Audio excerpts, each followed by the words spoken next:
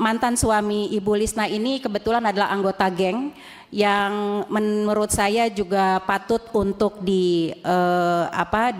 atensi lebih lanjut kepada Bapak kepolisian ya. Kami LPSK itu sudah mencoba untuk berkomunikasi pada saat berita ini viral, tetapi memang komunikasi kami baru sebatas dengan UPTD Sukabumi, sehingga memang UPTD Sukabumi tidak bisa menjangkau ibu korban pada saat itu.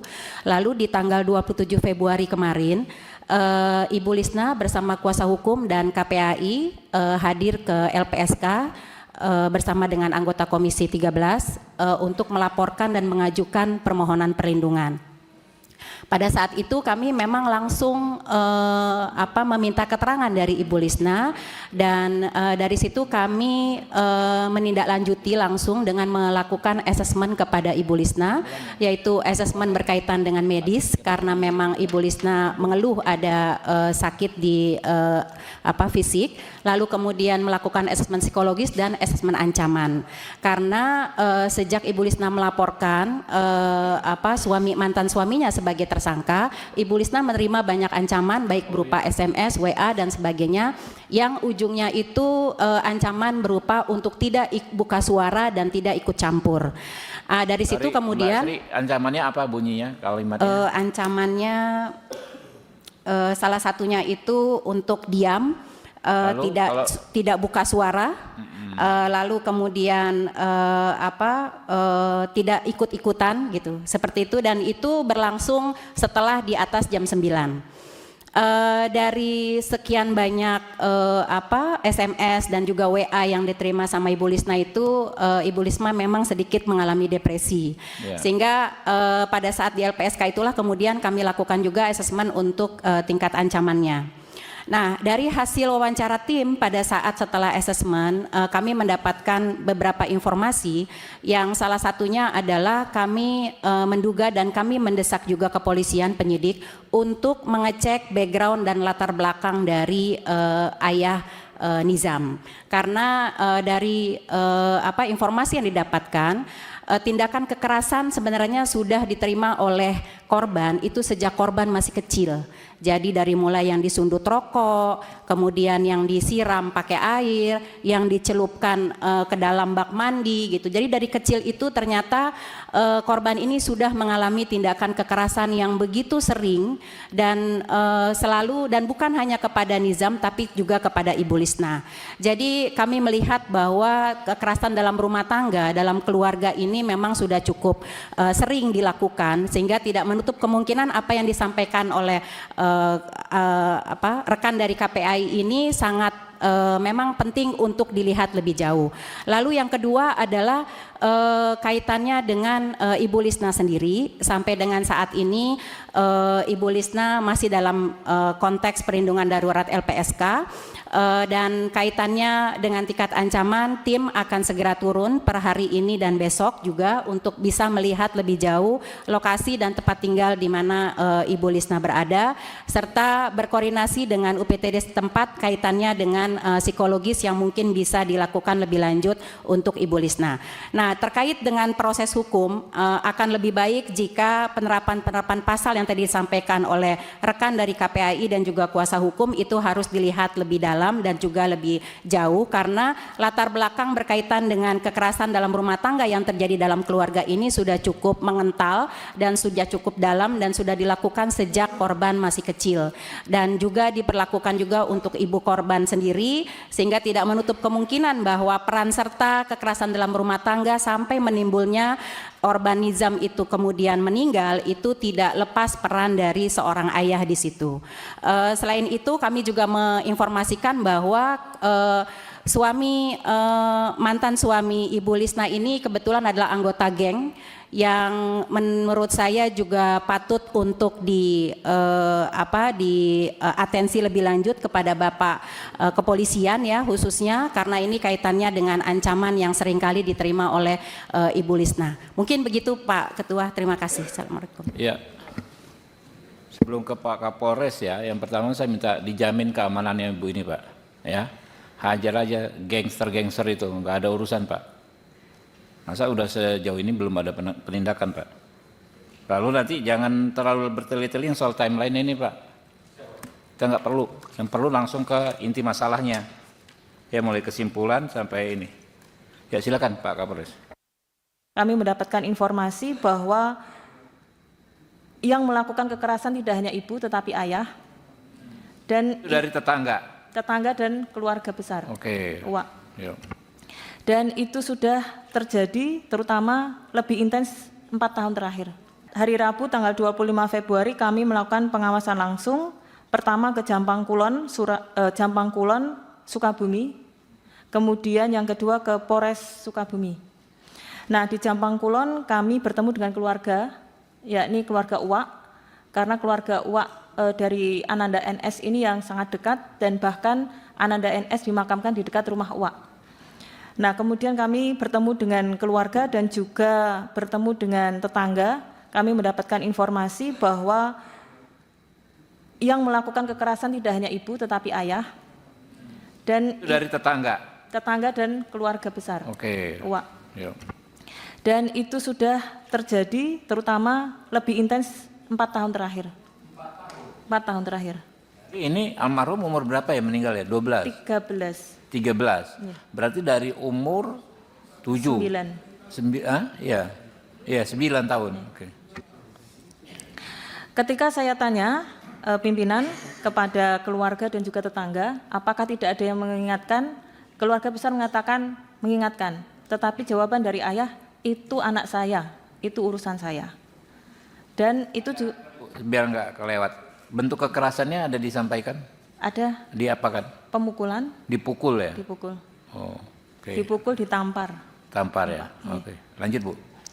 Kemudian setelah itu beberapa kali Ibu Tiri juga melakukan kekerasan dan diingatkan oleh keluarga besar, alasannya sama bahwa itu anak saya. Jadi itu urusan saya. Nah, setelah demikian maka keluarga besar dan juga tetangga tidak ada yang berani untuk mengingatkan kembali.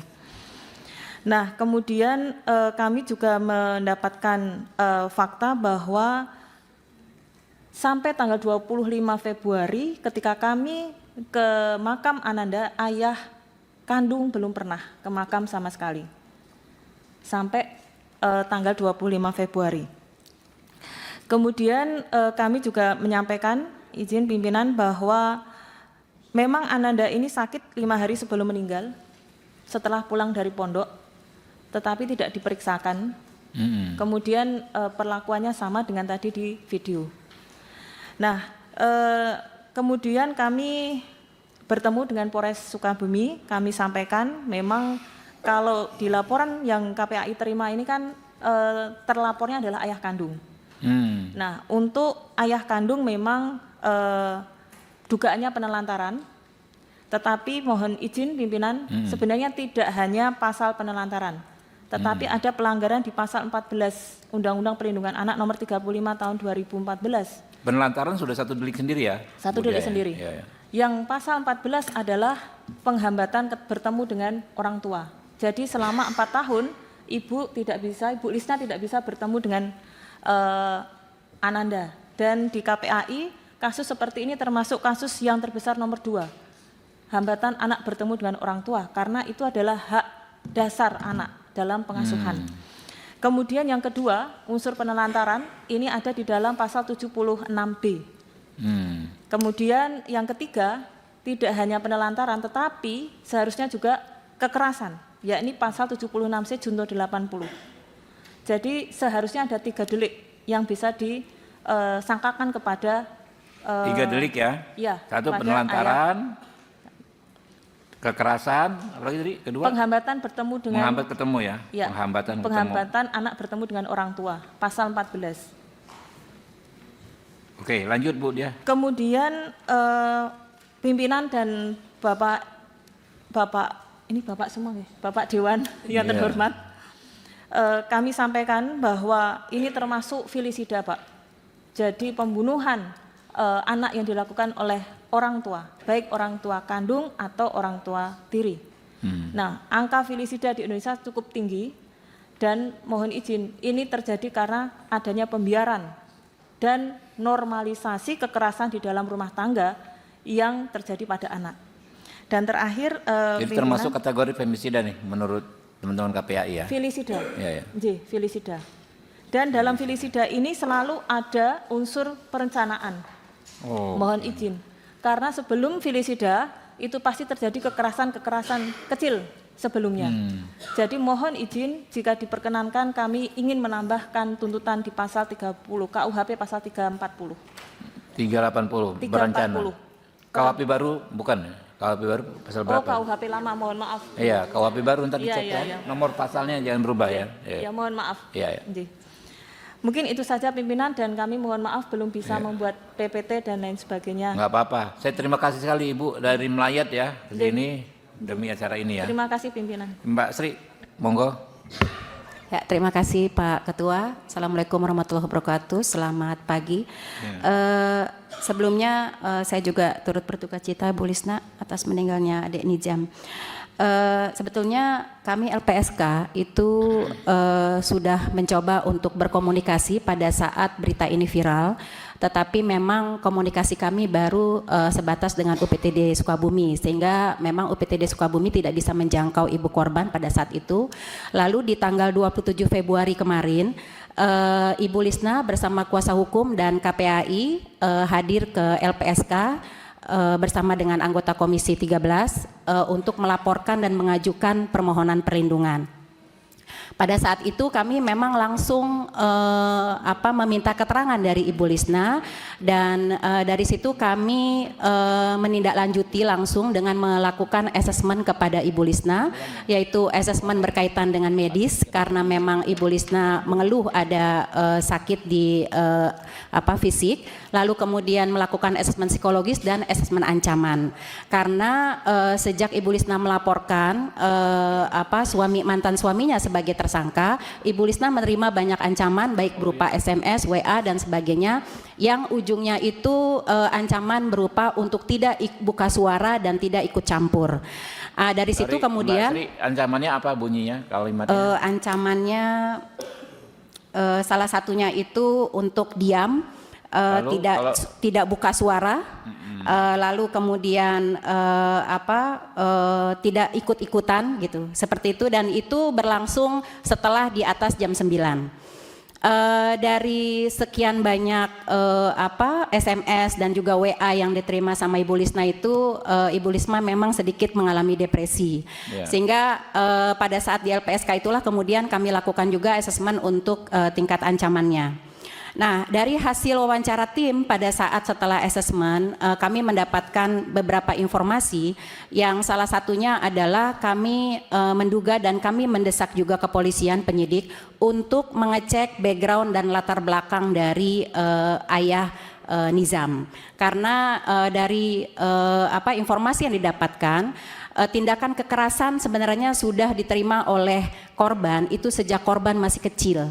Jadi dari mulai yang disundut rokok, kemudian yang disiram pakai air, yang dicelupkan ke dalam bak mandi gitu. Jadi dari kecil itu ternyata korban ini sudah mengalami tindakan kekerasan yang begitu sering dan selalu, dan bukan hanya kepada Nizam tapi juga kepada Ibu Lisna. Jadi kami melihat bahwa kekerasan dalam rumah tangga, dalam keluarga ini memang sudah cukup sering dilakukan, sehingga tidak menutup kemungkinan apa yang disampaikan oleh rekan dari KPAI ini sangat memang penting untuk dilihat lebih jauh.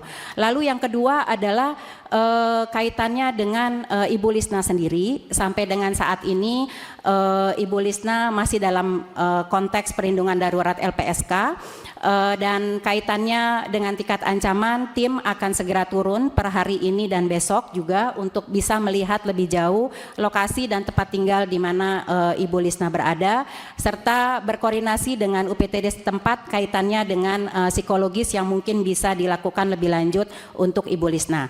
Nah, terkait dengan proses hukum, akan lebih baik jika penerapan pasal yang tadi disampaikan oleh rekan dari KPAI dan juga kuasa hukum itu harus dilihat lebih dalam dalam dan juga lebih jauh, karena latar belakang berkaitan dengan kekerasan dalam rumah tangga yang terjadi dalam keluarga ini sudah cukup mengental dan sudah cukup dalam dan sudah dilakukan sejak korban masih kecil, dan juga diperlakukan juga untuk ibu korban sendiri, sehingga tidak menutup kemungkinan bahwa peran serta kekerasan dalam rumah tangga sampai menimbulnya korban nizam itu kemudian meninggal itu tidak lepas peran dari seorang ayah di situ.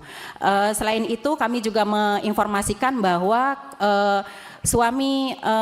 mantan suami Ibu Lisna ini kebetulan adalah anggota geng yang menurut saya juga patut untuk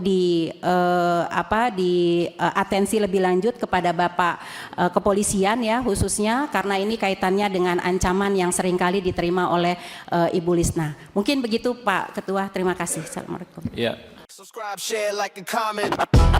Subscribe, share, like, and comment. Subscribe, share, like, and comment. Subscribe, share, like, and comment. Subscribe, share, like, and comment.